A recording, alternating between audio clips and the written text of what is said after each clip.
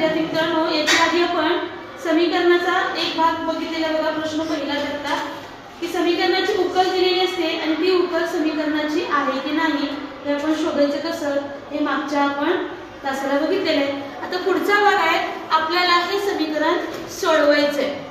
तर समीकरण सोडवायचे म्हणजे काय, तर या समीकरणामध्ये जे अक्षर असतं, इथे अक्षर कोणतं आहे, बी.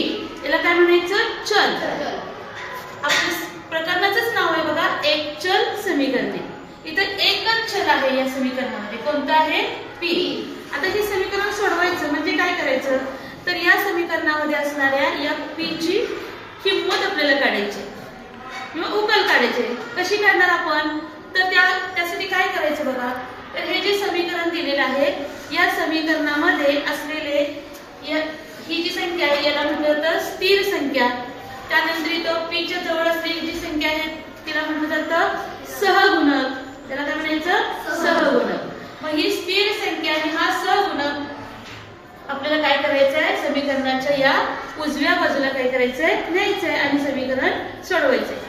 आता उजव्या बाजूला जेव्हा ही जाणार आहे त्या संख्या, ही संख्या असेल, ही संख्या जाणार आहे, तर त्यासाठी काय नियम आपण वापरायचा आहे, तर जेव्हा या संख्या उजव्या बाजूला जातील, जेव्हा आपण पक्षांतर करू तेव्हा ज्या क्रियेनं ते इकडे डाव्या बाजूला जोडलेले आहे तिकडे गेल्यानंतर ती क्रिया काय करायची, उलट करायची.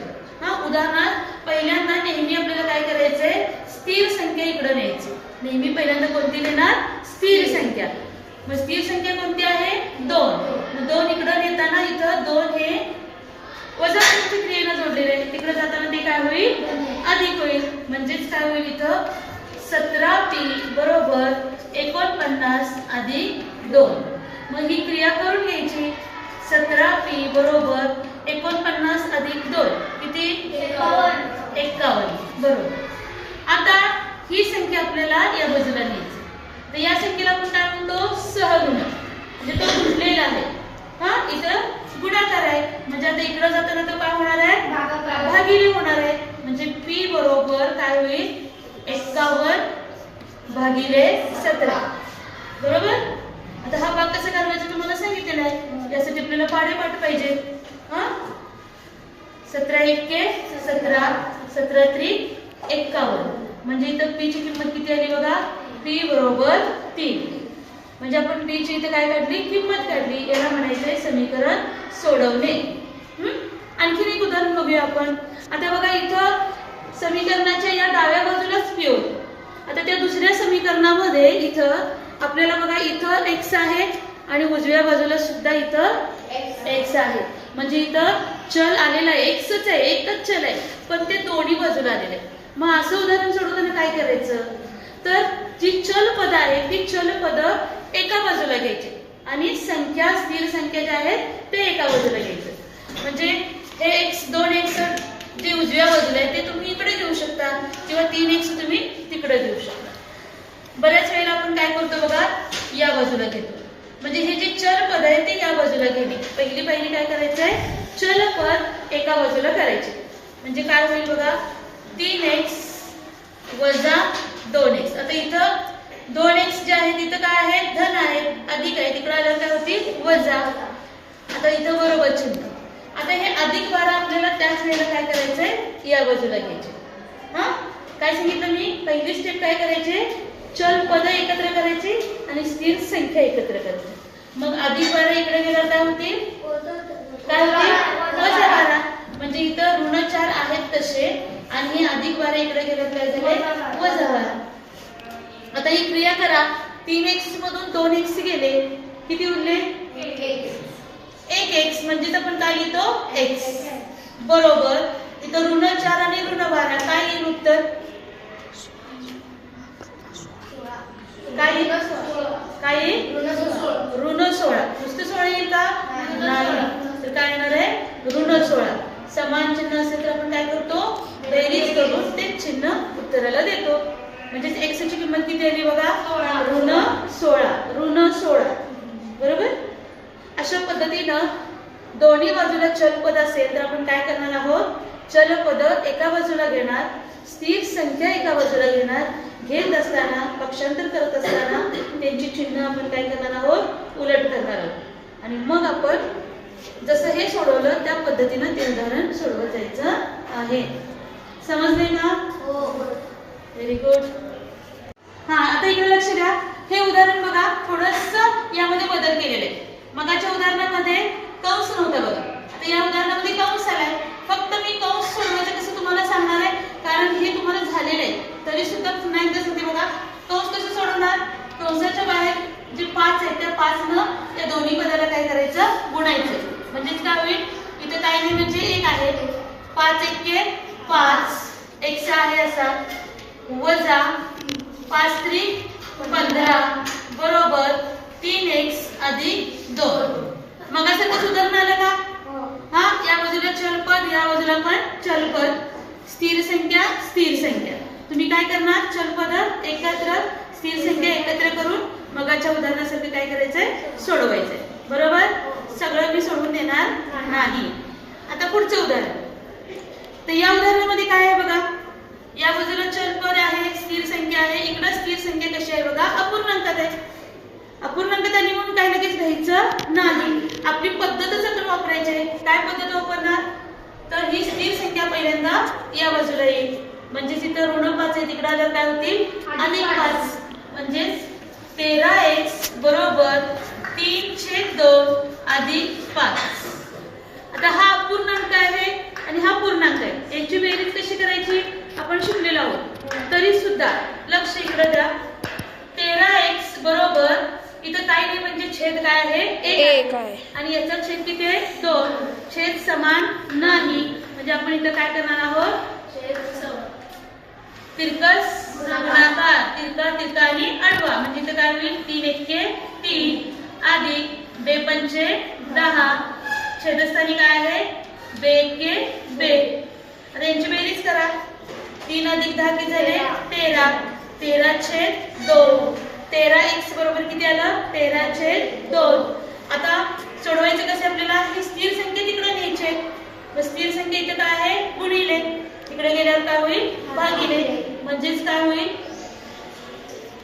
13x बरोबर 13/2. हा, भागिले म्हणजे कुठं जाणार आहे? छेदस्थानी. म्हणजे इथं काय होईल? 13 येतील. हे x 13 इकडे आले म्हणजे इथं काय झाले? ते भागिले. आता बघा इथं 13 इथे 13 आहेत, गेले म्हणजे उरलं काय इथं? 1. म्हणजे x ची किंमत किती आली? 1/2. x ची किंमत किती आली? 1/2. कळालं का कसं केलं? परत एकदा जाऊन बघा. आता इकडे लक्ष द्या. हे समीकरण सोडवताना आपल्याला काय करायचं आहे? इथं अंश छेद आहे. छेद तिथं समान नाही. मग अशी केलं तसंच करायचंय. तिरकस गुणाकार करा. या 3 न याला गुणा, 3 एके 3 3y. या 7 न याला गुणा, या सगळ्याला गुणा, म्हणजेच काय होईल? 7 एके 7 y होतील. इथं अधिक चिन्ह आहे, हे अधिक आहे असेल. पुन्हा 7 चौक 28, इथं वजा चिन्ह येईल 28.